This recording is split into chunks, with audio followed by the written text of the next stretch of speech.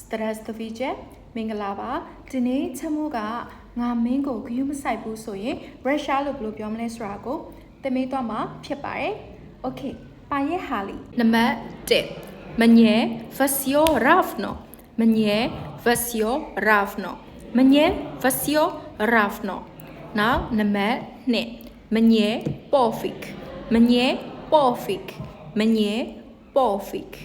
Now တစ်ခုနံပါတ်3 Мне не важно Мне не важно Мне не важно ပထမတစ်မျိုး Мне всё равно Мне всё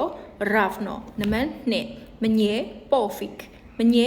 пофиг Now နံပါတ်3 Мне не важно Мне не важно ဒါဆိုရင် Russia လို့ငါဂယုမဆိုင်ဘူးဆိုပြီးတော့ပြောလိုက်တာဖြစ်ပါတယ်ဒီနေ့ဂယုမဆိုင်ဘူးဆိုတာကို3မျိုးသင်ပေးလိုက်ပြီเนาะПока-пока, спасибо.